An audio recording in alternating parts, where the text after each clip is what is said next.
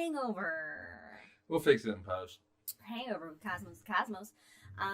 Where we just I'm Mike. shoot the... We don't introduce ourselves. I know. Oh, yeah, we don't introduce ourselves in the Hangover, do we? We don't. As always, I'm Mike. I'm Liz. And this is the Hangover. Where we just shoot the shit. We're going to shoot the shit. And like with all hangovers, we have not really thought this through. So, yeah. That's what happens. Anyway. Yeah, January. All right, so, I called my drink the perihelion. Yes. And hi, Karen. We'll see you in 2 weeks. Less than 2 weeks. All right, so, what's really fascinating to me about perihelion. All right, so there are two terms in it. Well, there's more than two terms. Aphelion? But there's aphelion. I say aphelion. Okay, well, the pH. Aphelion? Aphelion. But I'm like perihelion, aphelion. Well, first of all. Wait, is the comment green? Okay, we'll get to that. Look it up real quick. Oh, I do this stuff. This is where you can. Well, if it's it probably has like a greenish tail, and that would be from oxygen. Nice. Well, the stuff that makes it up, yeah. Yeah, but that has a green tail. Anyway, we'll go aphelion, perihelion. Look it up. You complained about me being on my phone in the main episode. Now you want me to be on my phone. But then I just said you could do it here. All right, so but the pH, feeling it, but my ears don't work, so I hear sounds that don't really are there. Maybe it's like a GIF situation. It's GIF, but maybe that's the. All right, I'm gonna call it. Oh, it is green. Okay, I'm gonna call it aphelion, but anyway, that is when the Earth is its most distant from the sun, which is in July. Perihelion is when we are at the closest point to the sun, about 91 million miles, and that happens in January. In fact, it happened on January 4th of this year, 2023, and so a lot of people who say the reason why summer happens is because we're closer to the sun, which is not the case at all, because wintertime for the northern hemisphere occurs in January. Well, December, January, and February. And we are actually closer to the sun at that point. So by that logic, it should be warmer, but it's colder for us here in the north. Now, New Zealand... Because we're tilted away. We're tilted. It all has to do with the Earth still. All right, so what did you find out? All right, so this comment... I don't know why I didn't look up more about this fucking comment. Anyway, by the end of January, should be visible without binoculars or a telescope. Okay. Right now, binoculars, you can use to see it. Jack saw it with his telescope. But it should be visible in the unaided eye. I'm assuming with maybe not in New York City. And it's green because it just hit its what day is today? 15th. It just hit its closest point to the sun. So it's been redshifted. It's getting closer to us. So it's going into more of a blue shift. So it's green right now because of that. And it'll get more bluer. How fast is it friggin' moving that it's going to be shifted that much? I mean, to shift wavelengths like that, it's got to be moving. Let's see. Fast. Well, the closest the comet's going to get to us is 26 million miles away. So 26 AU. That's far away. So it's far. No. I'm sorry. No. That's. I don't know. It doesn't say how. 26 million is far, but it's a third of an AU. It doesn't say how fast it's going, but we're kind of third of an AU. We're in between a red and a blue shift right now, which is why we're getting kind of a green shift. So that's why it's green.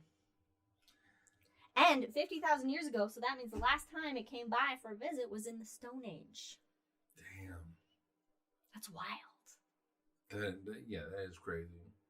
That's actually one of the things that I love about astronomy is everything's in the past. No matter what you're looking at or when some event happened, it's always in the past. If the sun were to blow up right now, it's 8.5 minutes ago. There you go. We're in a show. That is. I'm gonna have to look into this blue shift, red shift thing. I understand red shifts and blue shifts and that type of thing, but that's a fast movement to have it shift. I mean, well, let's see. If it's if it's an Oort, yeah. If it's in the Oort cloud, if it's a long period comet coming from the Oort cloud, takes 50,000 year orbit. I mean, I feel like it's gonna move pretty. Yeah, but the laws quick. of physics are still the laws of physics. Are they? Yes, they are. And so it's not moving fast enough to escape the gravitational influence of the sun. So it's still bound to the sun, just like the Earth is bound to the sun. When we look at Venus, but I guess it's like coming around. So right? But when we look at Venus, and Venus is actually coming towards us, we don't talk about Venus being green. Yeah, or I think it's far enough shifted. away that it looks. Yeah, but 26 million miles away is kind of how far away Venus is at its closest point to the Earth. Is it? Yeah. Venus at it is about 76. Well, and also it's moving faster than Venus is. Yeah, well, I'm assuming significantly faster. I'm gonna have to look into this. All right, he's gotta look into it. I'll tell you who said it though. Who gave that information about it being green? As if I would know this person. Are you talking about like the website? The Montana Learning Center Executive Director Ryan Hanaho. Hanaho? Hanaho! Sorry, Ryan. But... as everything should, Jack. Everything that sees Earth. Close the windows, lock the doors, hit the gas, get the fuck out of here. Alright, yeah. Speaking of which, only because Stephen Colbert talked about this, we watched two most insane documentaries last night. One of them was Order of the Myths. The Order of the Myth, which is all about racism. Mobile, Alabama, Mardi Gras. It's all about racism. Society. But the other one was the hatch-wielding hitchhiker. The hatchet-wielding hitchhiker. But Stephen Colbert talked about how anytime he sees a hatchet-wielding hitchhiker, he rolls out the window and it's the kind of hitchhiker you want to avoid. That was on Netflix, right? You should check it out. It's an insane ride. That was. All right, back to astronomy. Anyway, yeah. So we figured out the mystery of the green comet, and we haven't really. And so I want to look it up because I want to know how fast it's going. Might do some calculations with it. See how much it actually is kind of blue shifted. Yeah. But I'm not going to worry about that until Tuesday when I'm actually at work. How many green Skittles? How many green Skittles? Yep. Because apparently I'm going to have to deal with this comment on Tuesday when I look at a ticket from work. Okay, well there you go. Now you know why. Oh, okay, it's a comet. That's why they need that. The comet. That's why they need that location. I'll be like, oh, Sepe, it's the green. Which again can be seen passing through the Big Dipper and Cassiopeia, or on a path through. Which is very north, by the way, which really is kind of a indicative of that's an Oort cloud. Yeah. All right, so let's say what the Oort cloud is. The Oort cloud. Basically, think of it this is the way it was put to me, and how I always remember it, and I love it this way. Is basically we are in a hamster ball of comets. Okay, you're not really saying what the Oort cloud is, but it is just a region of our solar system filled with comets. That it's like, imagine a hamster ball, but the outer walls of the hamster ball are comets, and we're just a little hamster inside. That's true. We're not making the move like a hamster ball, but so these comets, they're kind of just surrounding our solar system in a sphere around our solar system, like a. It's like I don't know, we have like a protective wall of comets or something. And they're in orbit around the sun. But they're way out there. Yeah, they're super far away. I don't remember how far away the Oort cloud is. Halfway between here and Alpha Centauri. So, I mean, it's a light year, a couple light years away. It's far out there. It's far out, bro. So, the solar system formed 4.5 billion years ago. You want to go to like how it formed? Yeah. And so it was this swirling gas that created the planets and all that kind of stuff. Yeah, it's the sunset. But if it's like all the way around the sunset. Yeah. All right. So this, the Oort cloud is kind of left over. It's leftover debris. From the creation of the solar wind system. Was like, and it's swept out all the little stuff. It's moving out, and it was predicted by Jan Oort. Hence, Oort cloud. Yeah, I think 1930s, 1940s, somewhere around there, it is the source of the long-term comets. The short-term comets, things like Halley's Comet and things like that. 7,500, 150 years. That comes from what is called the Kuiper Belt. Yeah. Which is kind of out near Pluto. Pluto is in the Kuiper Belt. Yeah, spherical halo. Yeah. What is the so like long period comets? There's like they usually are like what 1,000, 10 in the tens of thousands of year orbit range. What's the minimum? I don't remember what there's like usually. I don't think you can necessarily say that there's this is a cutoff. An orbital length cutoff. If it's earlier than 10,000, then it's going to be a Kuiper. I don't think it works that way. Because it's really is all about where it's coming from, right? Yeah. It's really about where it's coming from, and so you could have. And so long-term comets that come from the Oort cloud are typically. They can come really from any direction. Whereas the Kuiper Belt, that's still on the plane of the solar system. That's going to be in the plane of the solar system. Although is it tilted with Pluto like off or it does this weird little thing where the Kuiper Belt is in the plane, but then as it gets out towards Pluto, it starts to taper, and so you get this like torus looking thing around the sun, But yeah, so you know that they're going to come from certain directions. They're going to have a certain path. The Kuiper Belt is typically going to be in the plane of the solar system, or 5-10 degrees, slightly off the plane, 5-10 degrees off. Whereas Oort cloud comets, it can come from any direction because they surround us. It's basically a shooting gallery. Do comets occasionally escape? That is yes, that is true. That they will do that. And so when you're in the Oort cloud, you're 1-2 light years away from the sun. You're really far out there. Is drastically lessened. Right. It's holding power. And so if you have a star that comes by, keep in mind this isn't like it comes by like next week. The star, it actually can gravitationally pull these comets out. And there was this comet that came through the solar system, I don't know, a few years ago. That wasn't from our solar system, I can't even pronounce it. But it was not from our solar system. It was not from the Oort cloud. It was an alien comet. It was an alien comet. So yes, comets can escape. And then they go like free floating through the galaxy, and eventually they'll maybe pass through a solar system, an alien quote unquote solar system. Could you also have comets in the Oort cloud like collide and then alter their path outward?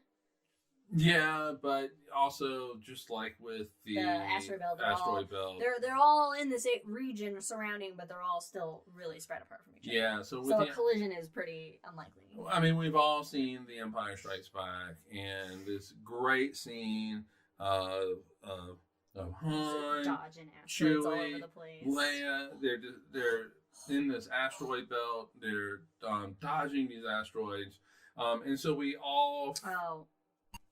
Oh, crap. I forgot we're talking about Star Wars. We don't usually do the rules for the Hangover, though. No, but anyway, all right, so they, I didn't have any more drink. Oh, yeah, have some.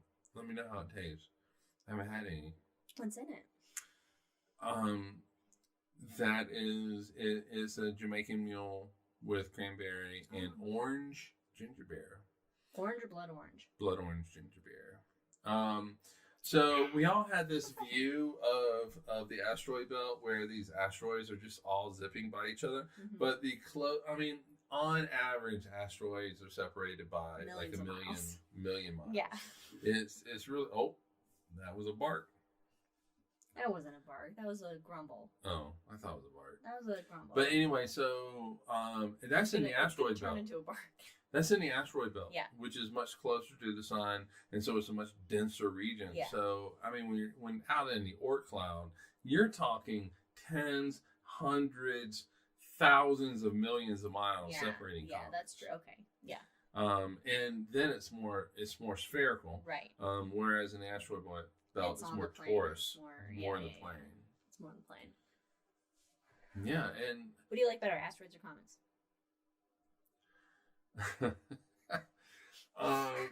wow. That's, what's more interesting? I think that, all right, okay. I'm going to answer it both ways. Oh, okay. From the perspective, that's a good question, because I never thought about it. From the perspective of what was the solar system like 4.5 billion years ago, comets are just pristine examples of that.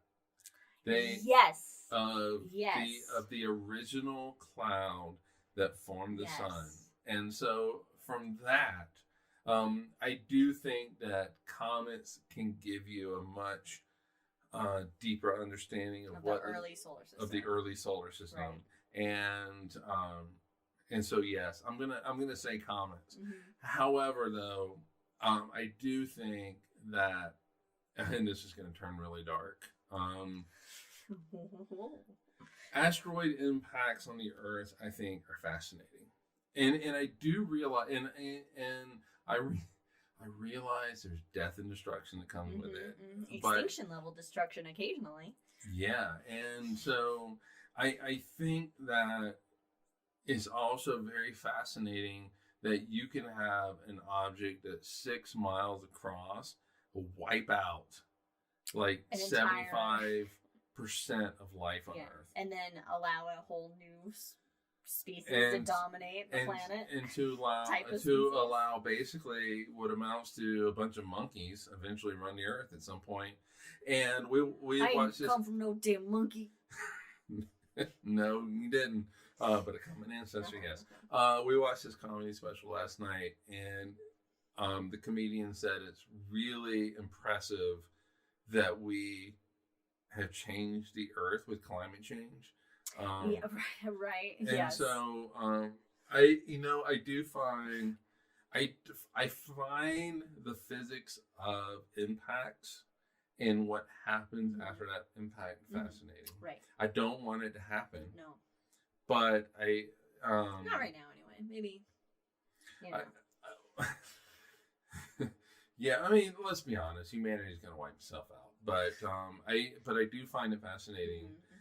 If you've ever been to meteor crater, an impact site, and just looked out over it, and to realize it happened from basically a BB from space hitting the Earth, is humbling, and it's just an amazing thing. Like, we went to Meteor Crater. We have a picture of us on the lip of Meteor Crater, and you're talking. When did Meteor Crater happen? It was something like a million years ago. Oh no, it was tens of thousands, wasn't it? Oh, was it? Which one? Oh, look it up. Now I want to say like 30,000 years ago. Yeah. Oh, it's a mile wide. It's a mile wide and almost a mile deep. What, 3/4 of a mile deep? It's looking at pictures of it, you really don't get the scale of it unless you go there and you go. And so this impact occurred in northern Arizona, just east of Flagstaff, by like 50,000 years. 50,000 years ago. Like, it's 560 feet or 170 meters deep. Yep. It was almost a mile wide. Yeah, it was created by this asteroid that hit the Earth, and I really say that I want 50,000 years ago. That's when our zombie star was born. Yeah, I would love. Oh no, I'm sorry. That's when the comet last passed by. That's what we're talking about. It was when the comet last passed by. It's the comet's fault. The comet, harbinger of death and destruction. All right, well. We found the connection. It was great seeing everybody. We're all the green comet caused meteor crater.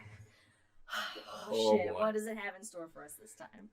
So, I mean, imagine being in Flagstaff, Arizona. I mean, you're dead. Imagine being on the corner in Winslow, Arizona, which now. was near this impact. But being in Flagstaff, Arizona, and seeing this thing happen. I mean, you would have died. Yeah. But you did. Go well. That's been fun. But guess comets. I don't need to work on this fucking hammer anymore. This is hammer out of this all rock. that comet's fault.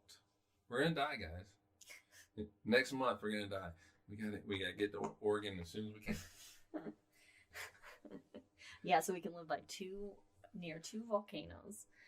What would you do if NASA says, hey, there's this asteroid coming. There's nothing we can do about it. Mm-hmm. It's going to impact Earth, Mm-hmm. and it's probably going to be a extinction event. What would you do? Well, it'd be probably too difficult to get on a flight anywhere because everybody's going to be trying to travel somewhere home or whatever, or all flights will be grounded because it's like pilots are like, well, I'm going home to my family now. But I don't know. I guess just have a good time. Just drink. That was a movie, yeah. I mean, yeah. Drink, enjoy time with the family. And try and squeeze and see in any sights depending on how much time is left. Well, yeah. Around. Or just go jump in a volcano. With the One Ring, actually. That actually, I mean, it's going to be quicker. Mm-hmm. Although I do kind of want to see, I want to see it come in. If we're all going to die, I want to stick around for the show, get some popcorn, and just be like, okay, but here would you stick around in the hopes that you might be able to survive it? No, I'd stick around just so I can be like, I just want to see the world burn. Okay, all right, okay. I just want to see it enter the atmosphere, and then I go, all right, goodbye now. Would you want to be right under it? I mean, that'd be the coolest. That would be really cool. Shot, right? That'd be the cool front row tickets. I mean, that's. Yeah. I mean, if you're further away, you could possibly survive the initial impact, but then you got to deal with everything else that's coming, and that could be a lot more painful or worse of a death. Yeah, so I might as well just get. But then you're in just a hellscape of death. So you're not surviving the outlasting consequences of. Yeah, and you know the impact. I actually have come to terms with the fact that if the zombie apocalypse ever happened, I'm screwed. So I don't know how to survive. I would want to try and survive as long as we could, which wouldn't be long. But also, I'd be like, no, let me turn into a zombie because I'm gonna go bite some motherfuckers. So I don't know. I think if you might as well turn into a zombie. I want to be a cool looking zombie. Maybe I'll go get a zombie outfit ahead of time so I can be like, all right, how do I want to look while I'm decaying and eating people's brains? Okay, I got you. Yeah. That's Jack doing something. Yeah, our puppy Jack. So it's oh God, what was I gonna say? Oh. What is crazy is that I'll get total I'll wear my Cannibal Corpse shirt. That'd actually be really funny and great. Unfortunately, oh God, there would be somebody alive that would. But that's awesome. That was a cool person. Yeah. When they were alive. Yeah. That they had the forethought to put this shirt on. Yeah. Here we go. Perfect. The dog's playing. But what is crazy about all this is you have, at one point, there's going to be one person out of 7 billion that know we're fucked. Oh yeah. That goes, this is an extinction level event, and it's gonna hit us. There's nothing we can do about it. I mean, God, what would you do if you're looking at the numbers? If you're you're plotting this, and your computer has it intersect, in this really Hollywood moment where it plots it on your computer screen, and it shows the impact of the Earth, and you're able to kind of rotate around the Earth and go, "Yep, that hits the Earth." And what do you do? I mean, sure, you gotta let people know. Would you, or would, if you do let like higher authorities know, I wonder if it's like, well, if we're all gonna die anyway, might as well not spread mass panic and let everybody just die enjoying their lives or doing what they're doing, or incite mass panic and everybody dies in a mass panic. Well, yeah. Or they're dying racing to get home, or yeah, but going, it's the purge because we're all gonna die, so might as well just go around shooting everybody because it's America. Oh God, that would be. It wouldn't happen in other countries, just here. Well, that would be the initial purge event, and what would be crazy is that the astronomer who plotted the course didn't convert from metric to imperial. From imperial to metric. And it goes, and it actually misses us. And then it's like, and then we go, oh no. Sorry. And then we all take just a mulligan as a species. We have this yearly purge that happens. Oh my God.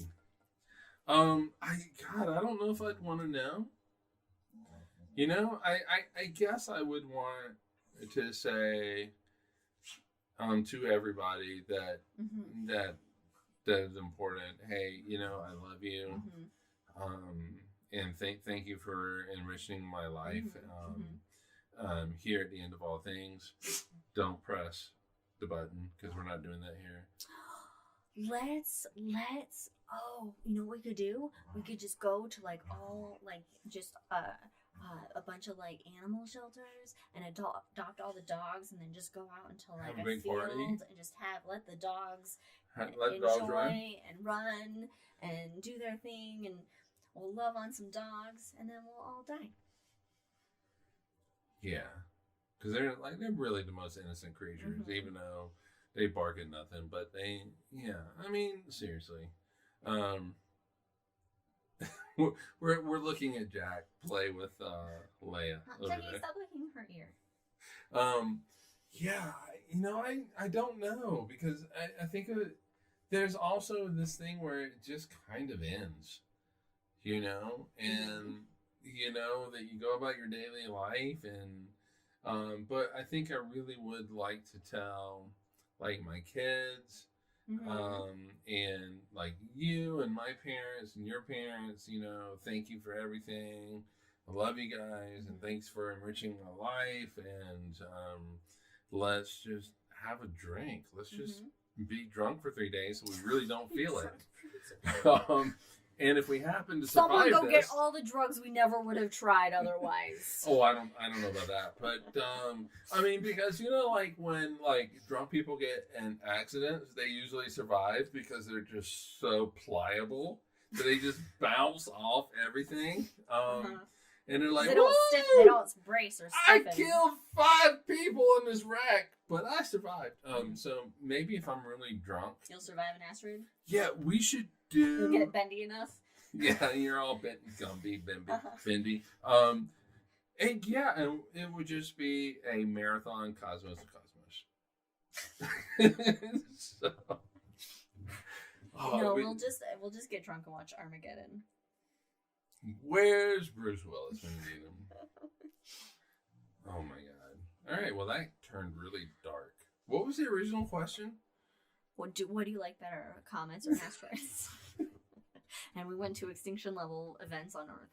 That was our trajectory. So that was our orbital path. That's all your fault. Yeah. Yeah. I asked a simple question. You like rocks or ice better? Well, which one do you like? I like comets.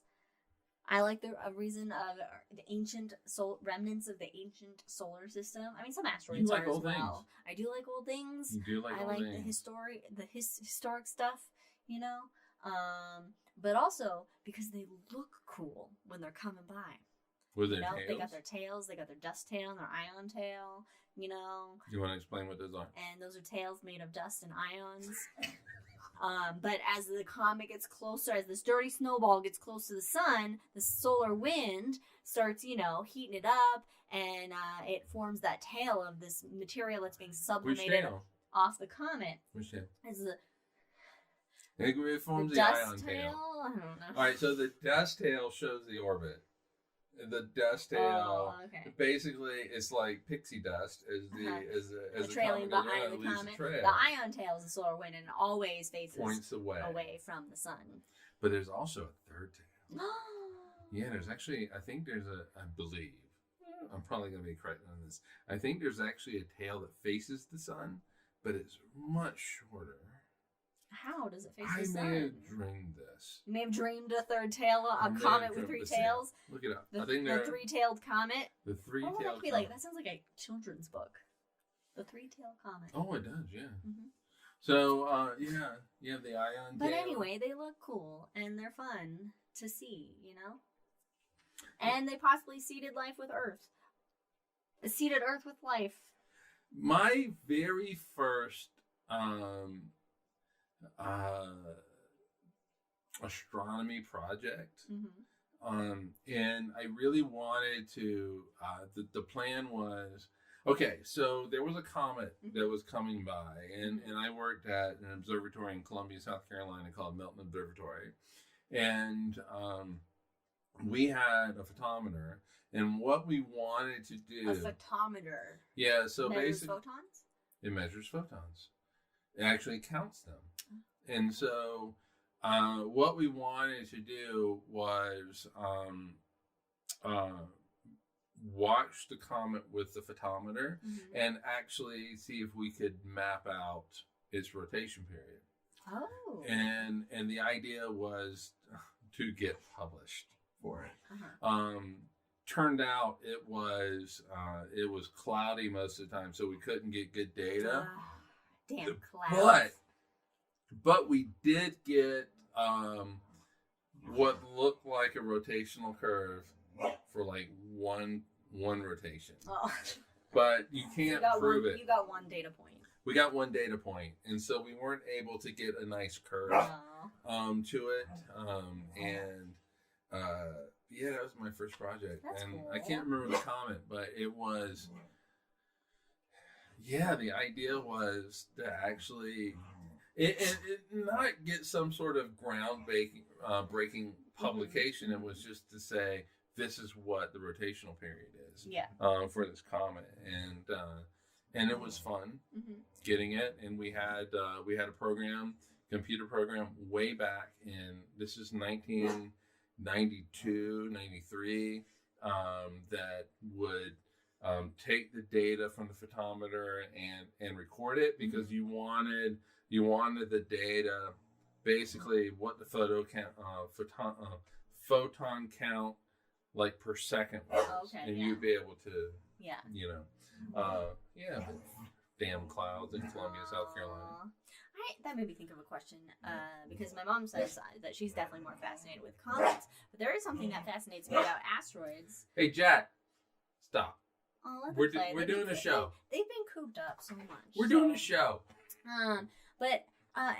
Puppy Jack, stop. A fascinating thing for me is thinking about asteroids that have moons, like Didymos and Dimorphos, which we impacted Dimorphos.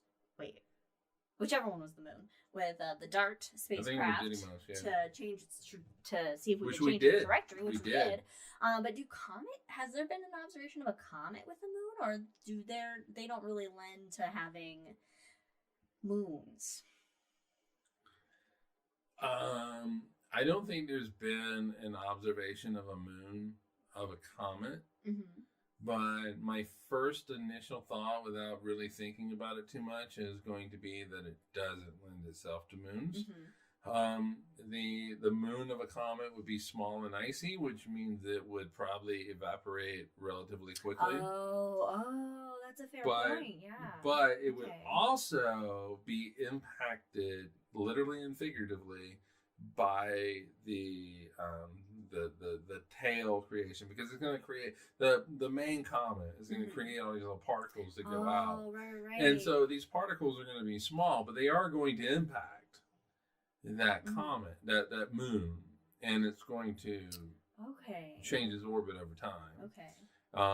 And so, but I think the real issue is that it's going to be impacted by sublimation a lot more. Okay, that's what I was thinking anyway. Third tail. All right, Jack says he does think there are third tail comets.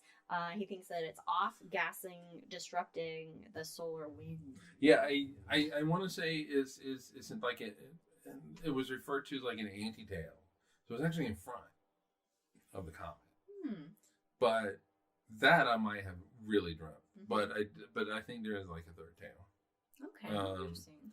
But the two main ones are the dust tail and the ion tail. And the ion tail. The ion tail, I believe, is more bluish in color. But you actually can see both. And so when you see these pictures of these comets, you see this one that just moves straight out. That's the ion tail. And it's always pointed away from the sun. And then you have this one that actually kind of curves a little bit at the end. That's the dust tail. That's the dust tail, because it's following the orbit. And it actually, does follow the orbit. Okay. And when we have these meteor showers, we're passing through the dust tail of the comet. We see all that material, that debris in the dust tail, burning up in our atmosphere, and it's a beautiful sight. In fact, a meteor shower earlier this month in January just ended, and I can't remember which one. There's only two that matter, Perseus and the Orionids. There's only two that matters, Perseus and Geminids. I don't think it was the Orionids. Geminids? No. The Geminids are in December. Yeah. And the Perseus are in August. It could have been the end of the Geminids, maybe.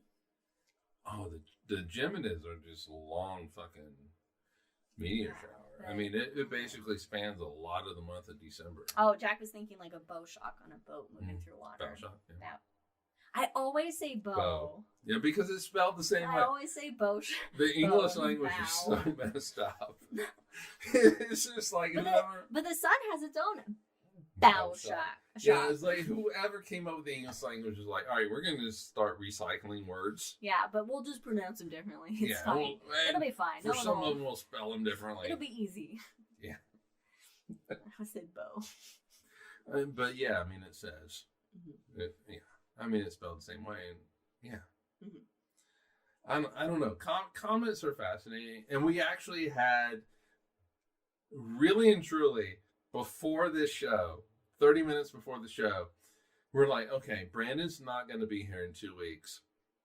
We want to change it up. We don't want to do the Tolkien show, even though Tolkien's birthday is coming up. Yeah. And so, do we want to do magnetars or comets?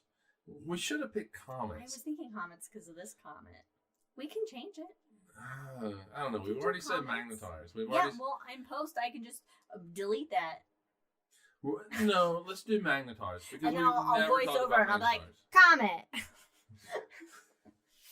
We're talking about comets. Well, my mouth is going. Let's do magnetars. We haven't discussed magnetars. But I mean, comets are fascinating. They really are, and we are going to do an episode on comets. And so it's I don't know. I wonder if Webb can get a good picture. Oh, I'm sure. I don't know. So far, it's gotten a good picture of everything. So far, yeah. It's turned its eyes too. It's going to be amazing what we learn from James Webb Space Telescope. So anyway, cool. Anything else? No, I don't. I think that was that took an interesting turn and detour in some realms that I didn't think we would talk about off of a simple question. Yeah, well, I did turn it dark a little bit with the destruction of humanity. We always like to destroy the earth, so yeah, humanity needs to go away. So, I was thinking I was going to try to be a more half glass full type of person. Stop whining. I don't know if you heard Leia just whine just now. Well, I am an optimist at heart. I do hope for the best. I do hope for humanity figuring this stuff out. But meanwhile, I love the Tool song Enema, which just talks about the destruction of LA from a big flood. Which is ironic because of all the rain they're getting. Yeah, I know. Them and like Sacramento up north. But I really do. I am an optimist at heart. Mm-hmm. I know I come across as a pessimist and somebody who hates corporate America. I do hate corporate America. That's not going to change. But we participate in it. We have to participate in it because I like to eat. I mean, do you look at me? I like to eat. I also like to have a roof over my head because as much as I love snow, I don't want to live in snow. Fair point. Fair point. And most importantly, we gotta feed these dogs. We gotta feed the pups. And so I mean, I'm an optimist at heart, and so I do want I want to live the impact because I want to see the impact, but I also want to survive it. What's going to happen after now? I want to see what's going to happen after because I think we can survive it, and I think we can survive it together. I mean, probably won't. We can survive anything together. We can, yeah. On that note, will we survive an Elden Ring? We're going to go find out because that's what we're going to play right now. We're probably not going to survive. We will die many times. But we'll see everybody in a couple weeks. We'll be in a different location in 2 weeks.